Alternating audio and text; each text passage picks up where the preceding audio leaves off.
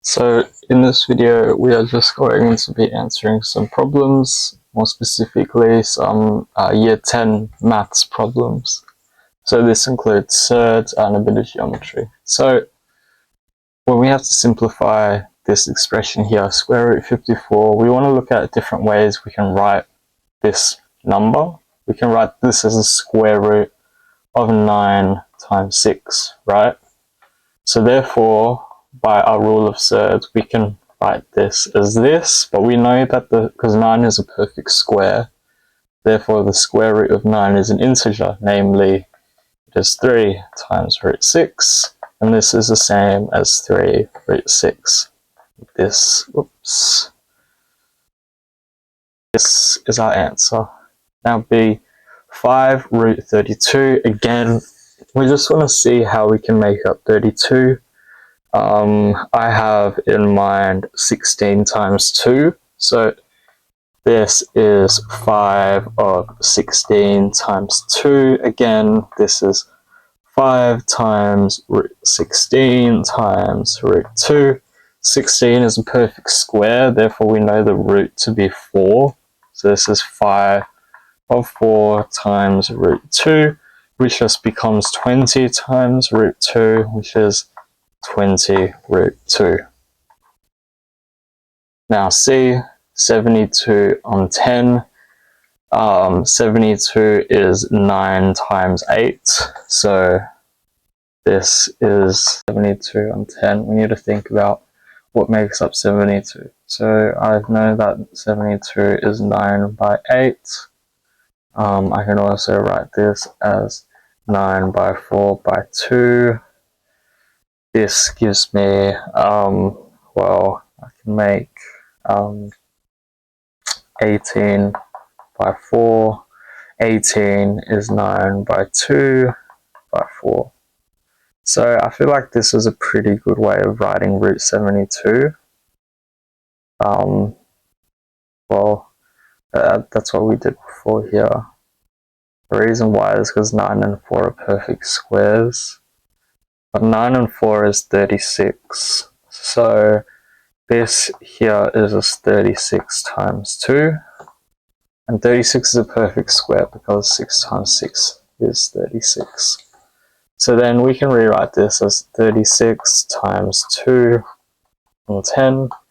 This gives us 36 times root 2 on 10, which is a 6 times root 2 on 10, which just gives us 6 root 2 on 10, which can be simplified down to 3 root 2 on 5.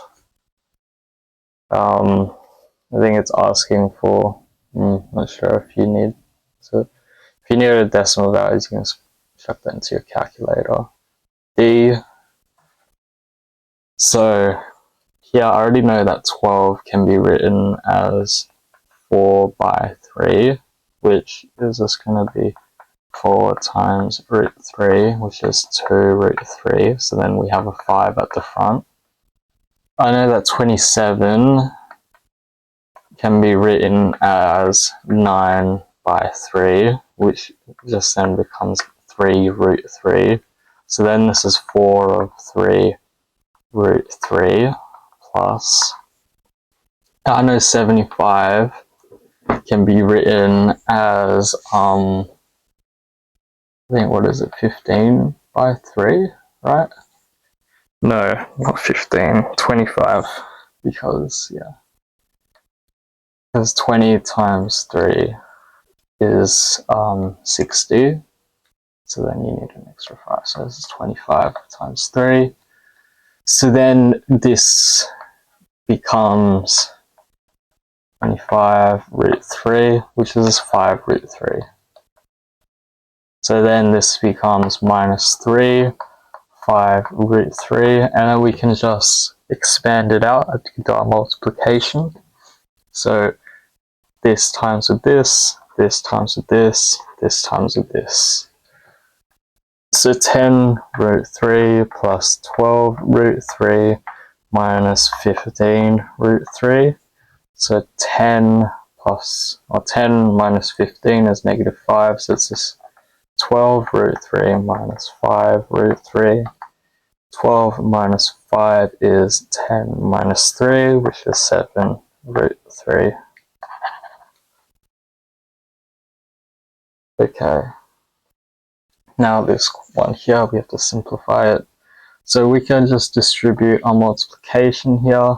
This will go to here, and this will go to here. And we're going to make use of, the law that we've been using, right? AB is A, B. We have a little times here.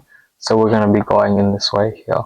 So what that means is that this then becomes 3 of 12 times 2. Or maybe I will include a step, so I'm not skipping it.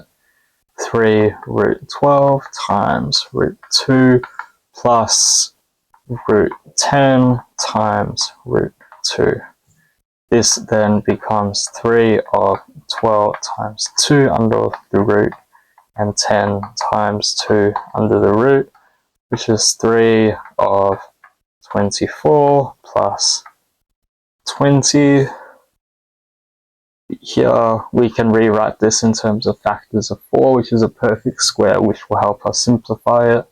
So then this becomes 3 of 4 by 6 plus 4 by 5. This then becomes 3 of 2 root 6 plus 2 root 5, which is then where you can distribute 3 over to the constants here, so just numbers, and this gives us 6 root 6 plus 6 root 5, which or I mean you could simplify it further, maybe this is the simplest version, root 6 plus root 5. This is probably what is considered the simplest.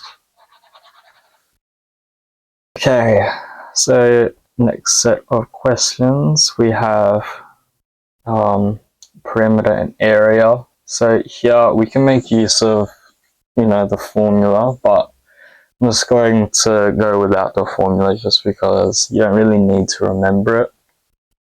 What we have to know is that 60 degrees is a third of 180. So if this is a semicircle, right, if this is something, oh jeez, that's a horrible drawing. But like maybe you can do something else. Like if this is a semicircle here, and then we want to divide it into thirds, then this is the angle 60. So if we can find, say we want to find the area, if we find the area of this semicircle and then divide it by 3, that will give us our answer. So an area of a normal circle is pi r squared. So therefore area of a semicircle will be pi r squared on 2, right? But area of a 1/3 of a semi, this is pi r squared on 2 divided by 3, which is pi r squared on 6. Now, I mean, straight away you can just use a formula here. Well, area is going to be pi r squared times theta on 360. And you see that when theta is 60, this will be 60 over 360. That would be a sixth, right? Because you would need 6 of these to go into there. So that's probably maybe easier, but you can derive it pretty easily. So here, I think you just use calculator because it's a bit messy, and you'll get your answer. Perimeter, well, we can do the same thing, except we just need to find, we already know that the perimeter here is going to be 3 plus 3, or this length and that length. And then we just need to find this. So we already know that the perimeter here is going to be 3 plus 3, or this length and that length. And then we just need to find this circumference here, plus circumference, this highlighted circumference. how do we find the highlighted circumference? Well, you can just find the circumference of, say, the semicircle and then divide it by 3. Or in other words, you can find the circumference of the entire circle, which is 2 pi r times 60 on 360, which is 2 pi r times a sixth. 2 times a sixth is just a third, therefore our perimeter is going to be, well, 3 plus 3 is 6, plus 1/3 pi r. So there should be an answer here. You can say that 1/3 cancels with your r, so then this just becomes 6 plus pi, which is about, which is 9.14 millimeters. This here would be, I don't know, it would be about, well, r squared is 9, so 9 on 6 is 3 on 2, so it's going to be 3 on 2 times pi, which is 1.5 times pi, which is what, 3.14 plus 1.5 plus 0.5, no, 0.052, so something like that. Don't need to do that. This is the exact same thing, but instead we have a quarter circle. So area is just going to be 1/4 of pi r squared, where this is r. No, sorry, not a fourth, 3/4, because we're just missing a quarter. And then our perimeter is going to be 8 plus 8 plus this here. So this is the perimeter of a circle missing a quarter. So in other words, it's going to be 3/4 of 2 pi r, which is the perimeter of a whole circle. This cancels with this, leaving us with 16 plus 3/2 pi r. So yeah, you can just chuck that in your calculator and you'll get some numbers here. Consider the rectangular prism here. So we need to find BH. So BH is going to be this hypotenuse here. You can see that this involves right angles, so we can use Pythagoras' theorem, which states that a squared plus b squared is equal to c squared. We already know that EH will be this here, 3, right? Because it's all equal. So we just need to find BE. So we already know that EH is 3, how we need to find BE. So BE, well, we can see this side is 7, and this side is the same as this, so this is 4. So this is going to be 7 squared plus 4 squared, which is 49 plus 16, which is just going to be 59 plus 6. 59 plus 6 gives me 65. So root 65. Therefore, BH will be the square root of BE squared plus EH squared, which is going to be root 65 squared plus 3 squared. The square roots cancel and the square cancel. So that's 65 plus 9. 65 plus 9 is a 74. So this is our answer, and then you would put it in calculator to get to 2 decimal places, because this is not a perfect square. And we aren't given any units, so we can just write unit length for whichever unit it is. Okay, now perimeter and area.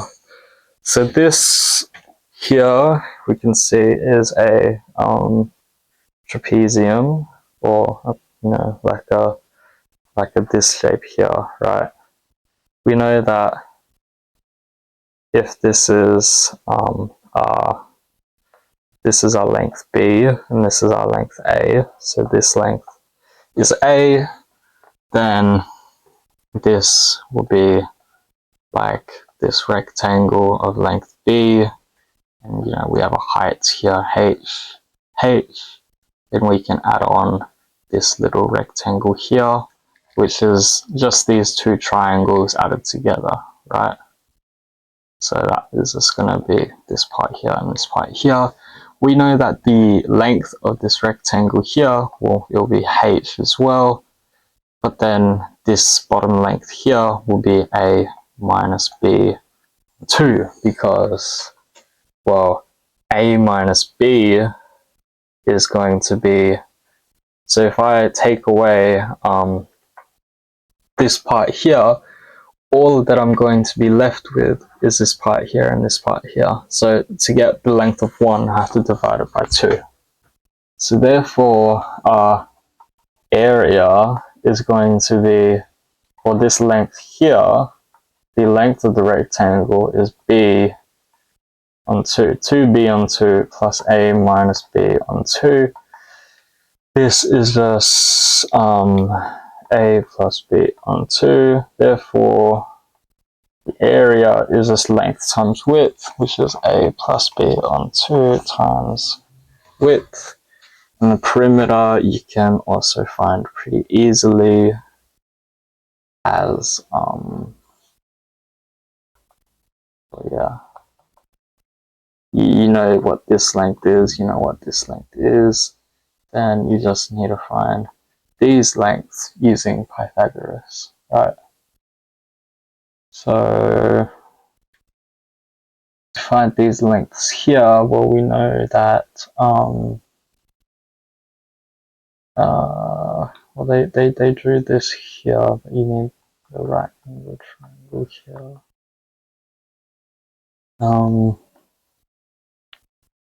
This will be 1.2 minus 0.8 and 2, which is this what, 0.4 and 2, 0.2. So yeah, you can just perimeter will be yeah.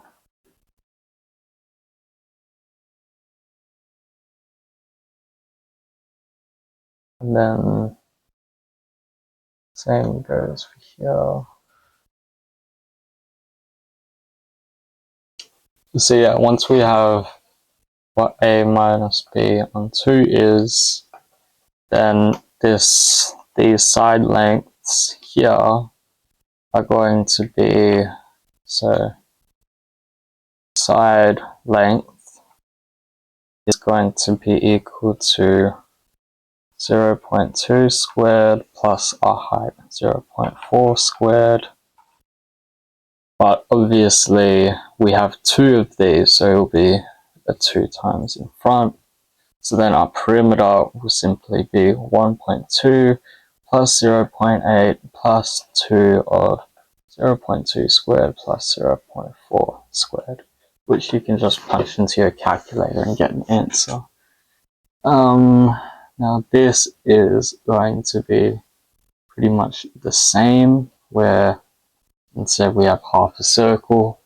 So the radius of this circle is going to be, half of this, right? Which we know as being 8.6.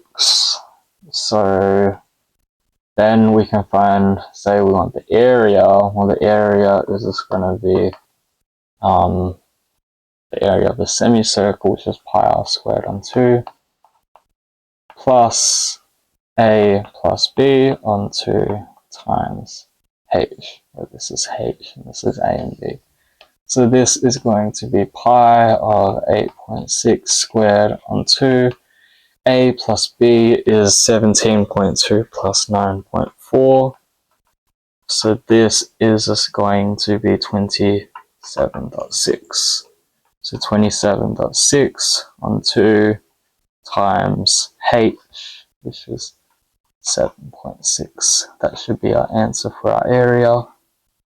Then on perimeter here, we do the same thing, except we find the circumference of half the circle.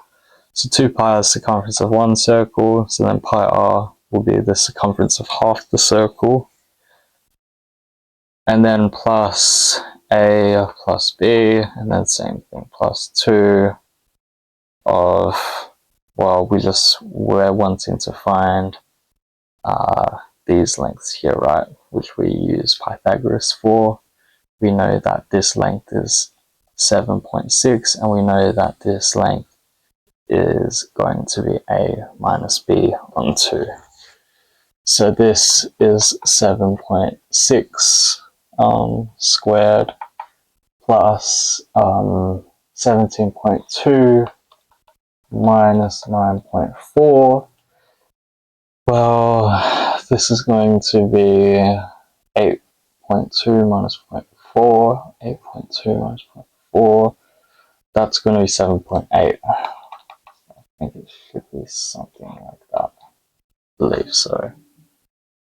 So pi times 8.6 plus 9.4 plus 17.2 plus 2 root 7.6 squared plus 7.8 squared should be our answer.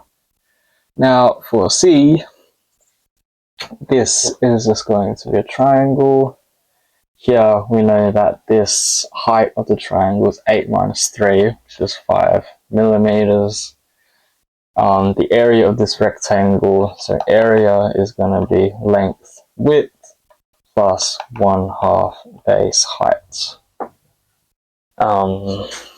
We know that this is going to be 5 times 3 plus 1/2. Base is 5, height is 5. Now the perimeter. Well, perimeter is... so we'll want to find the perimeter of this shape here. The perimeter is a little bit harder than normal, right? We have to take into account that this here is 5, right? And we can see here that this is about 1/3 and this is about 2/3.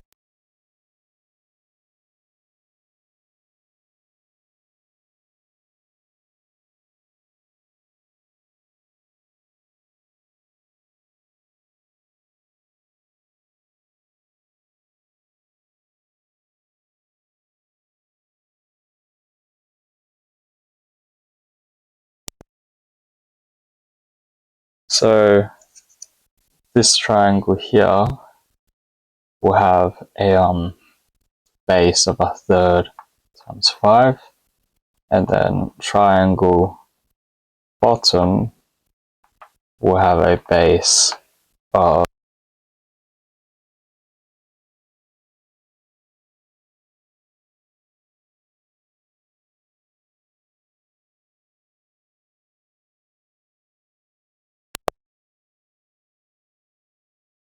so now that we've got so this is 2/3 of 5. So now that we've got the two different bases, we can then find the hypotenuses via Pythagoras' theorem. So this length 1 will be 5, 3 squared plus our height, which we said was 5, and then length 2 is, oh, this is squared as well, 10 on 3, because 2 times 5 is 10 squared plus 5 squared. Now we can add all of our lengths here. So we've got 5, 3, and 3. So then perimeter is equal to 5 plus 3 plus 3 plus L1 plus L2, which we can find in our calculator. I think that's all for this here. So main things that you have to remember is, you can remember for parts of a circle that you just need the angle over 360. You just need to think about the portions of the circle, and also the area of a trapezium. So the area of a trapezium is given by this here, and if it's an isosceles trapezium like this one here, where it's even on both sides, we can say that the perimeter will be given as something like a plus b plus 2 times a minus b on 2 squared plus 8 squared.